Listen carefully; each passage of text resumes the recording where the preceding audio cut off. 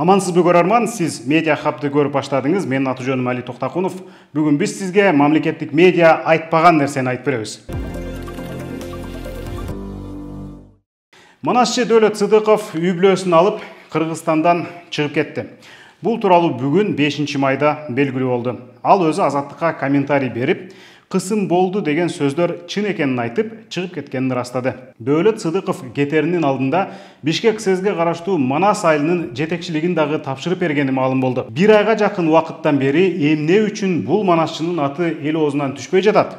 Москвада 111 саат манас айтып, Гиннестин рекордуна кирүүгө умтулган кыргызды ошондо дүйнөгө бир дүн кылган Дөөлөт Сыдыковдун капыстан эле мекенди таштап кетүүсүнө эмне себеп? Айрымдар окуяны жарым-жартылай гана билиши мүмкүн, ошондуктан хронологиясын баштан аяк айтып берели. 1995 жылы курулган Манас этнокомплекси бир топ жылдан бери каралбай кейпи кеткен болчу. Ошондо анын ордуна бизнесмендер көз арта баштаганы жашыруун болбой калган. Кадыр баркынын күчү менен болсо дагы сактап калсын деген ниетте бир жыл мурда Дөөлөт Сыдыков этнокомплекстин башчылыгына дайындалган эле. Ушул жерге алып келип атканда мен айттым да, бул жер урандык айланып калган жер экен. Мен келгенде эмне кылам бул жерди десем, талашкандар көп экен, тартышкандар көп экен. Манасчылар оңдоп түздөп ушуну сактап калат деп ишенип атам деп ошон үчүн алып келген да. Андан бери Дөөлөт Сыдыков президенттин иш башкармалыгы менен Манастын айылын жаңы курууга конкурс жарыялашкан. Президент Садыр Жапаровга кирип макулдугун алышканын дагы бизге маегинде айтып берген. Садыр Нуркожоевичке кирип, ал киши макулдугун берип, колдоосун айтып, ошондо каттоого келген 18 киши катышкан. 18 проект. 18 киши катышып, акыры эми Манас дүйнөсүн ичин ачып берүү, ошол дүйнөнү чагылдырып берүү бул оор нерсе да. Ошол конкурстун жыйынтыгында 3 эле киши тапшырган.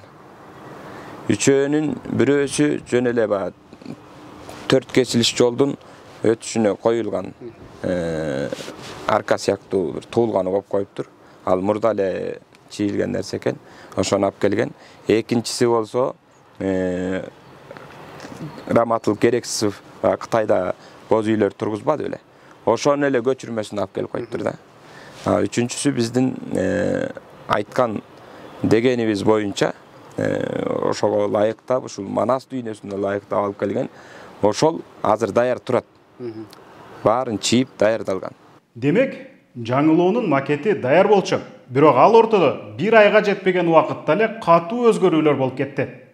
12 апрелде Дөөлөт Сыдыков Манас айылын талкалап жатышат деп элге видео кайрылуу менен чыкты. Ысык көл гостиницасын талкалап аткан компания аз келгенсип Манас айылынын чек арасын талкалап, мыйзамсыз монтип кирип атат. Бизде Кыргызстанда мыйзам иштейби, иштебейби билбейбиз. Эл журт жардам бербесеңер болбойт го. Анын айтымында президенттин кеңешчиси эми жаңы ак үйдү курмак болуп жаткан Марат Турсунбеков аны менен кошо жүргөн контрабандага айыпталып Казакстанда кармалып соттолуп чыккан мурдагы депутат Дамирбек Асылбек уулу жана курулуш иштерине аралашып акыркы жылдары президенттин айланасынан чыкпаган Нургалы Асаналиев басым көрсөтүшкөн. Өзгөчө Асаналиев менен талашын Дөөлөт Сыдыков мынтип эскерген эле. Баарын алабыз дешти да. Ошентип анан келип туруп, мына уш жерде ушундай деп туруп, экөөбүз анан талашканбыз. Мен турганда муну эме кыла албайсыңар. Ал оюңуздан кайтыңыз. Бул десем, сен фанат турбайсыңарбы дейт. Биз жогоруда ататылган адамдарга байланышып, пикирлерин ала алган жокпуз.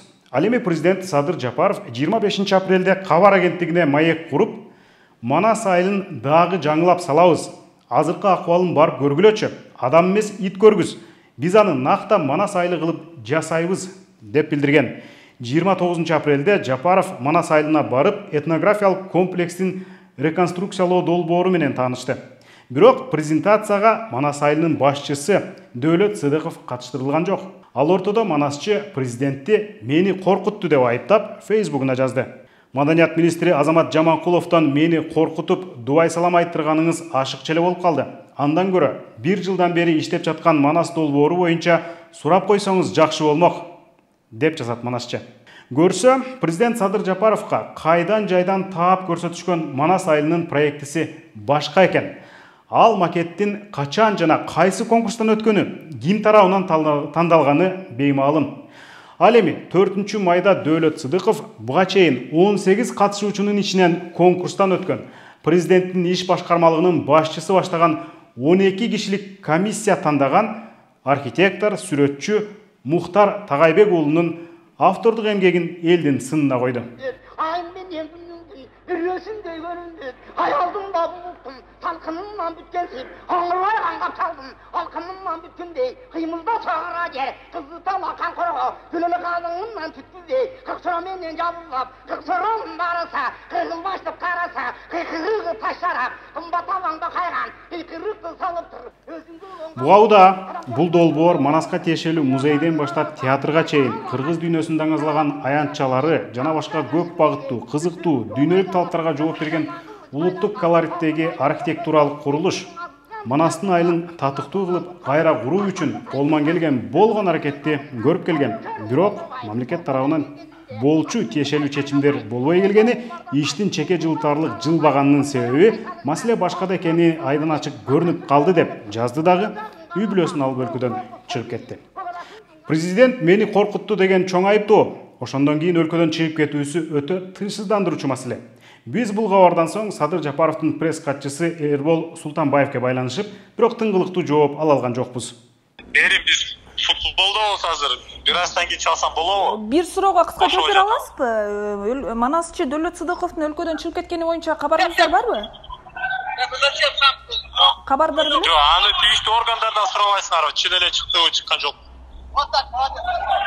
Президент аппаратта. Хорошо, рахмат. Азыр бошобойт анда. Хорошо. Деп билдирди президенттин маалымат катчысы.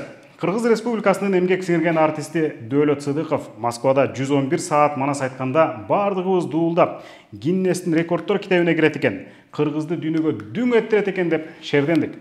Атүгүл ошондо президент Садыр Жапаров жеке өзү кабыл алып, сиз жаңы рекордду гана жаратпастан элди биримдикке чакырдыңыз деп зыяпат көрсөтүп суктанган болчу. Өз өмүрүн тобокелге салып, суткасына 2 сааттан гана тыныгып, 5 күн, 5 түн Манас айтканда көбүбүздү анын ден соолугу кызыктырбады. Биз аны бизди даңазаласа экен, таанытса экен деп эгоисттене карап турдук. Ал эми анын башына күн түшүп, катардагы адам эмес президент мени коркутту деп айтып жатканда, калыс сөзүбүздү айта алдыкпы?